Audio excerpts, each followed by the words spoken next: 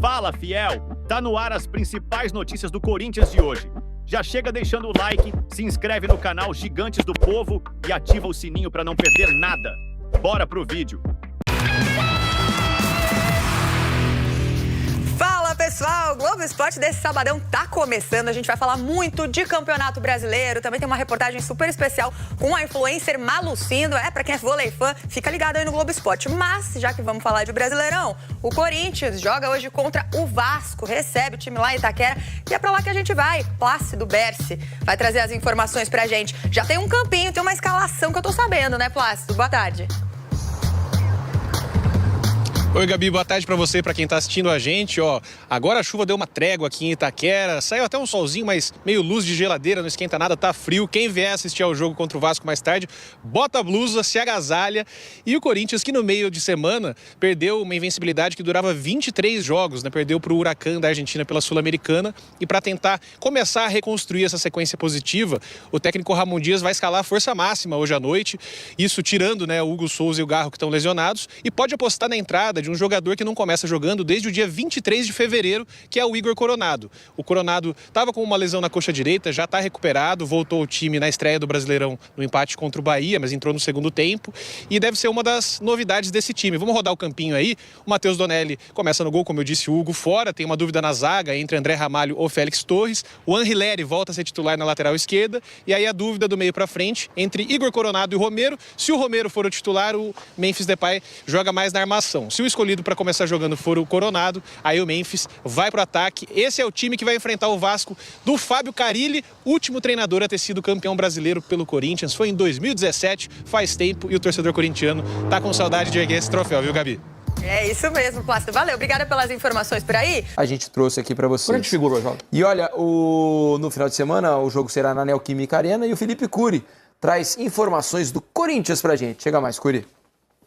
Fala, galera do Troca, tudo bem com vocês? O Corinthians está trabalhando muito dentro de campo. Nessa sexta-feira treinou no período da manhã, à tarde os jogadores descansaram. O foco neste momento é total no jogo contra o Vasco neste sábado, 6h30 da tarde. Esse jogo será disputado aqui em São Paulo. E o Corinthians está trabalhando muito fora de campo, também pensando nas renovações.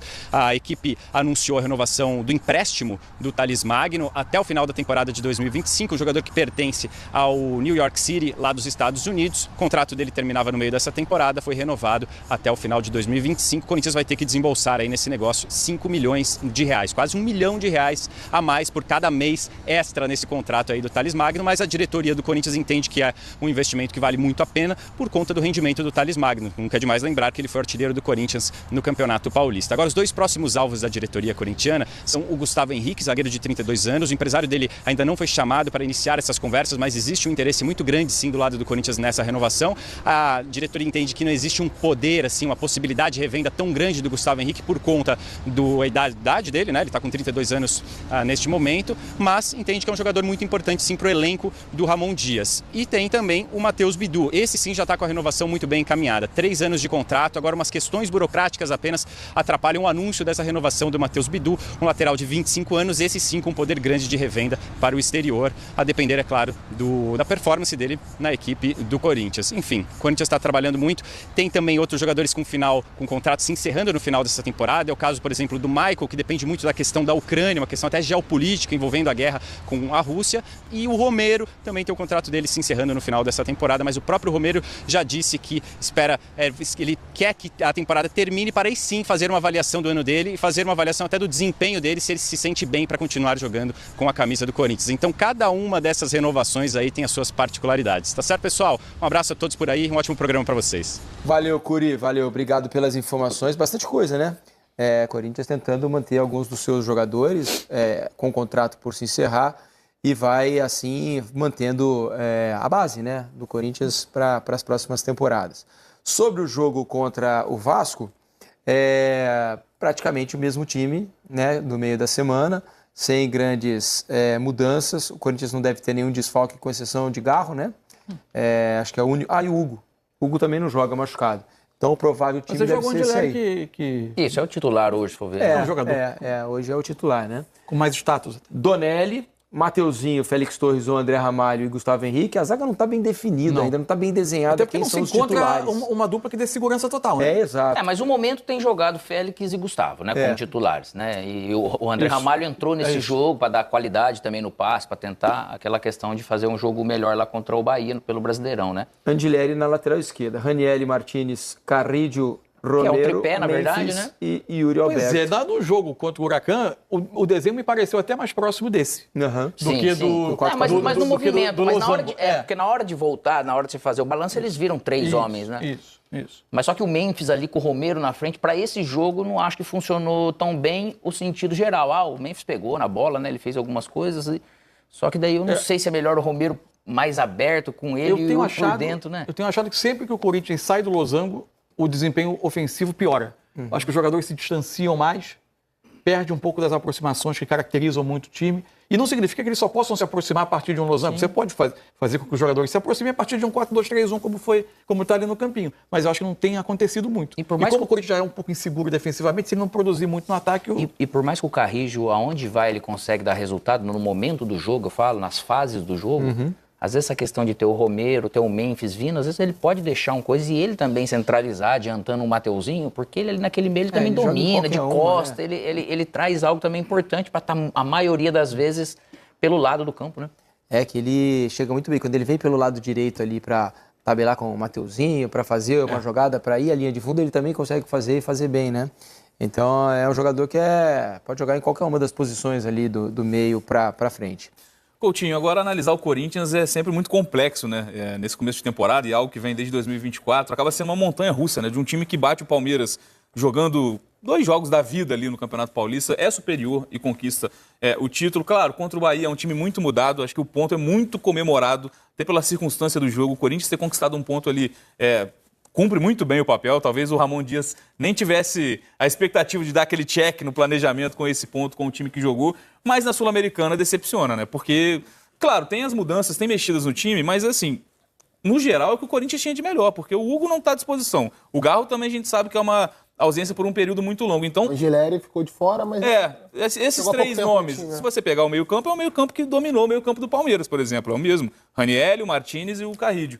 Chama atenção, né, essa oscilação do Corinthians num momento que é muito crucial também, porque acho que o Corinthians passar em primeiro no grupo da Sul-Americana era algo planejado, algo que a gente mesmo colocava como bem possível, bem provável, e essa derrota em casa pro Huracan já complica um pouco as coisas. Principalmente porque ainda tem o América de Cali no grupo, cara, que não é um time ruim, não é um time qualquer, né, tem tradição nas competições internacionais. O Corinthians perdeu em casa, ou seja, ainda vai pegar o Huracan fora de casa, é um time organizado, deu pra perceber isso. Pode não estar à altura técnica do Corinthians, mas conseguiu se mobilizar e se organizar para isso. Tem feito boas campanhas, inclusive, no futebol argentino. Cara, eu acho assim, uma declaração do Ranieri depois do jogo me chamou muita atenção. Ele repete: a gente tem que fazer o que a gente fez contra o Palmeiras. O que eu acho que ele estava... O próprio Abel citou isso, inclusive. Citou isso na coletiva. O que eu acho que ele estava se referindo ao espírito do time em campo. Só que é uma final, cara. Você vai jogar 50 finais dessa até o final do ano? Impossível. 45? Sei lá, quantos jogos o Corinthians vai fazer até o final do ano agora? Não vai fazer, cara. Não vai fazer, é muito desgastante fisicamente, é muito desgastante mentalmente. O que você tem que ter para não ter que fazer uma final a cada jogo, a cada meio de semana, a cada final de semana? Organização defensiva, principalmente, uma coisa que o Corinthians não tem. O Corinthians não tem isso desde o ano passado, inclusive na arrancada do Corinthians no Brasileirão. Eu falei algumas vezes aqui no Sport TV sobre isso. Era um time que produzia, que envolvia quando tinha a bola, que criava, que desequilibrava muito pela qualidade técnica dos seus meias e atacantes, mas que defensivamente cedia muitos espaços, que a coordenação ali defendendo em losango não estava bem feita. Nesse jogo agora de quarta-feira... Terça-feira o jogo? Quinta-feira, né? Não, foi... O Huracan, quarta? Quarta-feira. Quarta-feira, perdão. Quinta foi ontem. Porque é tanto jogo que você vai esquecer. Não tem como. Já tem Brasileirão aí. Já tem Brasileirão. Jogo de quarta-feira, até em alguns momentos o Corinthians ele não era difícil de você identificar, interpretar qual era a ideia de defender. Ia defender em losango ou o Romero ia voltar pelo lado esquerdo, com o Carrilho voltando pelo lado direito e o Ranieri e o José Martínez como meias.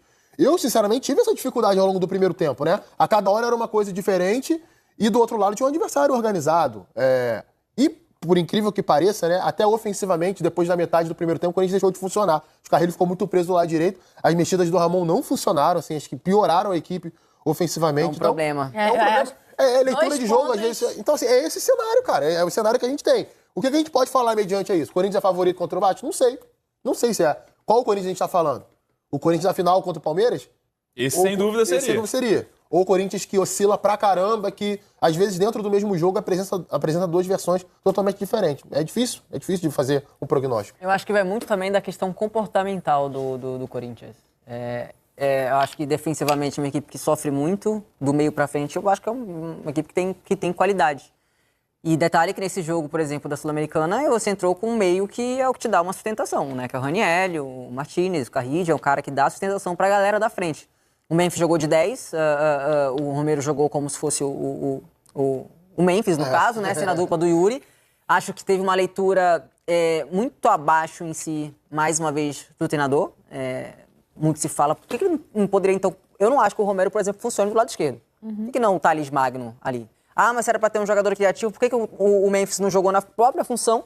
E o Coronado jogou como o cara da criatividade na ponta. O Coronado foi assim. entrar aos 35 minutos. O Rian, um cara que nem fazia mais parte, né, assim, quando você... Cadê o Rian? E aí o cara entrou antes dele, por exemplo. Fora isso tudo, a gente sabe que defensivamente existe toda uma organização defensiva para funcionar. O seu setor defensivo. Eu falei Rian, desculpa, foi o Giovani. Rian é o meio-campista. Para o seu esquema defensivo, para funcionar, você tem que estar todo mundo muito bem organizado, é claro. Mas os erros individuais, o gol que o Corinthians sofreu, o Félix dando o chute, de juvenil, botando a bola no jogo, que aí o Gustavo Henrique foi afastado também de uma forma completamente bizonha também. Então é um erro atrás do outro que compromete erro individual, cara, que o cara não tá jogando na base sub-20, o cara tá na seleção, da sua própria seleção. Entendeu? Você representa o seu país ali. Então, eu acho que existe toda uma organização defensiva, mas os erros individuais, assim, são grotescos pra mim. E isso custa caro. Rapidinho, só uma coisa que me incomoda muito, você citou as falhas individuais do zagueiro. O Félix Torres, de 3 em 3 jogos, ou até menos do que isso, você pode marcar, ele vai cometer uma falha. Ele vai cometer uma falha que às vezes gera um gol pro adversário. E o adversário já não sabe? Joga muito em cima dele, muito no setor dele. Vamos pesar ali, vamos pesar ali, vamos pesar ali. Eu acho que o Gustavo Henrique nem tanto, ele falhou nesse jogo, mas ele é um jogador mais regular. E me chama a atenção a diferença de tratamento. O Corinthians tem o João Pedro Choca, né, o zagueiro da base, que começou bem a temporada, cometeu uma falha contra o Barcelona, realmente teve uma queda de produção. Fez o nem pênalti, relacionado foi. Sim. Nem relacionado foi. O José Martínez tem licença para errar passe de um jeito que o Breno Bidon não tem dentro do time do Corinthians, né? Porque um joga muito mais do que o outro e a qualidade, para mim, é totalmente diferente. Mas eu acho que a ideia, neste caso das duas escolhas, eu acho inquestionável que o Bidon é o cara que é inteligentíssimo. Só que você sofre um pouquinho mais defensivamente. Então são trocas, né? O que você faz ali? Aí entra o Raniel para segurar um pouquinho, né? Você tem os dois, né? Eu acho que o ideal, Calan, era jogar. Inclusive foi a versão do meio campo do Corinthians da reta final do Brasileirão. Raniel, Carrilho, meia-direita, Breno Bidon, meia-esquerda e o Garro, né? Que agora tá fora, pode ser o Coronado, adiantado. Foi o que fez sucesso ano passado. Exatamente. Assim, sofre defensivamente, concordo contigo. Só que continua sofrendo, porque acho que a questão vai além da característica dos jogadores, vai de organização. Qual é o funcionamento? Vamos marcar em losango? Beleza. Quando a bola bater no lateral adversário, eu tenho que ter uma organização pro meia aqui, marcar lá, e o meia do outro lado fechar a diagonal nas costas do volante para não dar o espaço que dá no centro do campo. Do outro lado é a mesma coisa. Até onde o lateral vai sair para abordar e não vai ficar muito longe do zagueiro. O volante vai entrar no meio deles quando o lateral fizer isso. São coisas que você não vê no time do Corinthians. Assim, com todo respeito, eu não vejo evolução nesse sentido desde o ano passado. Não dá. E sabe o que me incomoda mais? Eu comecei hoje o Tanara elogiando que o Abel Ferreira falou sobre futebol na entrevista coletiva dele, que não é muito comum, infelizmente. Não sei o que você vai falar. O que acontece? A gente tá falando de problemas no Corinthians que acontecem desde a última temporada. Organização defensiva, substituições mal feitas, né, que pioram o time, e essa questão individual de alguns jogadores. E aí, quando o Ramon Dias ou o Emiliano, família Dias, são perguntados sobre futebol na coletiva, sobre o desempenho do time, o que poderia ter dado outras substituições, outras escolhas, a resposta é sempre em relação aos jogadores. Essa quinta-feira foi, tô com raiva do que o time representou em campo. O torcedor também tá com raiva, né, do que o time fez em campo. Perdeu em casa pro Huracan, não é esperado. E a gente não consegue, né, ter essas explicações da família Dias, assim, por que o time não consegue se organizar defensivamente, ainda que faça algumas mudanças no esquema, por que alguns jogadores não têm, por que o Coronado não começou jogando, por exemplo, que tem as características. São questões que se repetem no time do Corinthians desde a última temporada, e que a gente não vê muito soluções, pelo menos nas entrevistas dessa comissão técnica, né? Exatamente. E falta de pergunta não é, né, Sim. Camila? Porque nos últimos jogos, por exemplo, em relação ao Coronado, né, no jogo contra o Huracan, foi questionado. O Coronado tem uma questão física ainda, né, que embora ele esteja apto clinicamente, ainda está um pouco atrás dos companheiros devido ao tempo que ficou parado, mas era esperado que pelo menos ele pudesse jogar 45 minutos, e não os últimos 10, 15 ali, né, que ele entrou, foi basicamente a última opção. E, por exemplo, o Ramon foi questionado sobre o próprio Giovani, né, que foi citado aí na mesa, porque o próprio Ramon, numa entrevista no passado, disse que o Giovani não atuaria mais com ele, né? Na época era o Giovani e o Caetano, por exemplo, já que ambos não optaram por renovar o contrato com o Corinthians. O Giovani tem contrato até o meio dessa temporada e não aceitou a proposta do Corinthians, ou seja, ele está nos últimos 2, 3 meses ali de contrato com o Corinthians e apareceu como a primeira opção de troca ali do Ramon, né, no jogo contra o Huracan. Mas são algumas explicações que ele vai ter que dar, né, nos próximos jogos, porque agora ele vai ter que sair um pouco da zona de conforto que ele tinha no Corinthians. Afinal, ele não terá o Garro por tempo indeterminado, por exemplo, né? Então, vai ter que encontrar ou no Coronado ou em outro jogador alguém que possa fazer essa função de municiar o Memphis, de municiar o Yuri Alberto, que tinha sido o ponto alto da equipe na temporada passada. Mas é algo que a gente vai observar nas próximas semanas, porque assim como no início do ano, né, o Ramon vai ter pouco tempo para treinar, né? Vai ter 2 jogos por semana, basicamente. Então, ele vai precisar, né, encontrar rápido essas respostas para o Corinthians voltar, né, a reagir e embalar nesse início de Campeonato Brasileiro, que é o grande objetivo, né, da equipe, né, para essa primeira parte da Série A. E aí a gente fica falando de um Corinthians que tem que montar esse time ideal já pensando sem a possibilidade do Garro, né? Porque é uma ausência longa, ausência muito importante, e aí a questão para vocês que eu deixo é o Coronado que toma conta dessa posição. Perder o Memphis no lugar que ele está mais acostumado a jogar no time é ruim, porque, como a Calan bem lembrou, ele foi recuado para jogar naquela função e o Corinthians talvez tenha opções ofensivas a mais para suprir essa ausência se o Memphis for recuado. Caso do próprio Romero e do Thales Magno, que pode entrar nesse time também. Como que vocês enxergam, começando por você, Calan, o ideal sem Garro, né? A vida sem Rodrigo Garro, pelo menos nesses meses no Corinthians? Eu acho que o Garro é o cara que tem uma importância muito grande na reta final da temporada, na reta final, aliás, do Brasileirão do ano passado, né? É claro que tem toda a qualidade do Memphis, né, em conseguir casar com o Yuri muito bem, mas o Garro é um cara que ele não para, ele é um cara muito dinâmico, né? Um cara que consegue associar, consegue lançar essa bola para eles lá na frente. Obviamente que vai perder consideravelmente. Só que assim, o Garro também ainda não chegou nessa temporada. Essa é a verdade. O Garro não conseguiu ainda ser o Garro de como estava no ano passado. Ficou fora um longo período. Exato. Também por lesão, pelas questões, enfim, envolvendo um acidente também, que ele teve. Pois é, então ele ainda não chegou, né? E acho que o Corinthians vem sentindo muito essa não presença mesmo com ele presente do jogador, que é importantíssimo nesse meio campo. Essa é a grande verdade. Você tem o Coronado, que no Campeonato Paulista ele fez algumas vezes essa função, ele estava bem até ele se machucar e tudo. Você tem até o próprio Thales Magno, que chegou a fazer uma vez ou outra, também não é característica dele, mas o Thales Magno pode ocupar aquele lado ali se o Memphis jogar nesse losango, sendo esse cara que, né, que vai lançar o Yuri, por exemplo, né, fazer a função do Garro, mas com as características de fato do Garro, eu acho que só o Garro, até o próprio Coronado tem característica diferente do Garro, até o próprio Coronado. Mas é um cara que é técnico, é um cara que não é dinâmico como o Garro, por exemplo, é um cara que deixa um pouco a desejar na questão sem bola, por exemplo, já fica o Yuri lá na frente, o Memphis, mas o Coronado, putz, aí você tem que negociar, entendeu? Você vai ficar completamente desequilibrado, é difícil, entendeu? Então, talvez mudar a forma de jogar, mudar o esquema tático, voltar para um 4-2-3-1, colocar o Bidon, por exemplo, que é um cara que pode ser mais um cara de articulação, de associar num 4-3-3 ou num 4-2-3-1, enfim. A função do Garro, de fato, no grupo, eu só vejo o Garro fazendo. Você tem um jogador que pode fazer com as suas características ali. Acho que tem, talvez, a incompatibilidade dentro de tudo que a gente está falando, e acho que as questões individuais são importantes, mas entre o elenco e o que o Corinthians joga, né? Que eu acho que no final das contas é a conta que o torcedor quer ver em campo.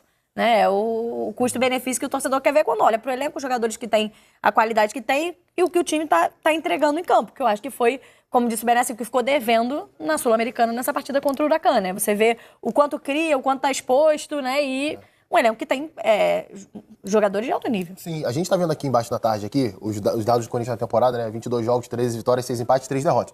Aí algum desavisado pode olhar assim, pô, mas eles estão criticando tanto um time que perdeu 3 vezes em 22 jogos, né? Olha o número de gols sofridos do Corinthians. Quantos times da Série A do Campeonato Brasileiro sofreram mais gols do que fizeram jogos na temporada? Ramon Dias vai dizer pra você que é contra tudo e contra todos. Não. Você tá falando mal. Ou quando ele falou que ele poderia montar um sistema defensivo com ele 5 ou 3 zagueiros e no outro jogo ele foi lá e ele sofreu alguns gols e se saiu derrotado. Ele falou isso também. Só uma correção, Coutinho. Eu falei sobre o 4-2-3-1 ou 4-3-3, mas o Corinthians tem uma certa... No grupo não tem pontas. E na maioria das vezes, o 4-3-3 joga com pontas, o 4-2-3-1 você pode colocar meia ponta, fazendo a função mais... O Thales não seria? Não poderia jogar? Ele é um cara que... Exato, ali do lado Giovani esquerdo. talvez se aproxime disso também. Não precisa ser um ponta, né, nesse 4-2-3-1, por exemplo. Pode ser um meia ponta. O Thales pode ser esse cara, do lado direito, né? Então, assim, é mais complexo mesmo. O Coronado no Al Nassr, né, que ele jogava, Al Nassr ou Al Ittihad, agora eu não lembro exatamente, mas Al Ittihad. Ele jogava como falso ponta esquerda. Sim. Era um 4-3-3 que ele saía da esquerda e vinha pro centro. Eu tentaria colocar o Coronado inicialmente. Eu tentaria para ver, porque o time já tem ali uma memória tática desse jeito de jogar, ofensivamente consegue iludir os adversários assim. Até contra o Huracan no primeiro tempo, ali até os 25, 30 minutos conseguiu fazer isso, depois caiu de produção, porque o Carrilho ficou muito fixo pelo lado direito. Então eu tentaria primeiro com o Coronado. Caso não desse certo com o Coronado, o Corinthians tem 2 meio-campistas, né? E aí não é só meia ou volante, meio-campista. Breno Bidon e Carrilho. Cara, se você coloca o Ranieri por trás dos dois, você tem um meio-campo criativo. Você tem um meio-campo que cuida bem da bola, tem um meio-campo que tem um meia, vai ter um meia esquerda, com mais capacidade de posse e retenção de bola. Você vai ter um meia direita que também tem drible, que tem força, que chega no fundo, que chega na área, que é o Carrilho. Tem um bom passe também, mas não é a principal característica dele. E aí você vai tentar utilizar um jogador que seja um falso ponta pela direita, para abrir espaço pro Mateuzinho. Pode testar algumas opções no elenco. O Thales Magno pela esquerda, enfim. Dá para você achar alguma solução. Mas o principal problema do Corinthians, para mim, é o problema defensivo. O Corinthians não pode passar o Brasileirão com os problemas que tem hoje defensivamente. Porque esse dado que a gente está vendo aqui, 23 gols sofridos em 22 jogos, é jogo de primeira fase eliminatória de Libertadores, Campeonato Paulista e início de Campeonato Brasileiro, uma rodada só. É média de mais de um gol por partida, né? É muita E tem coisa. de São tudo. poucos enfrentamentos contra times da Série A. Né? Você vai Tem os encarar clássicos, adversários. claro. Façam um exercício aqui, porque eu não tenho como fazer isso agora de cabeça, eu não vou lembrar. Mas são poucos os times, não dá nem pra encher uma mão, que levaram mais gols do que fizeram jogos nessa temporada da Série A do Campeonato Brasileiro. Pode ter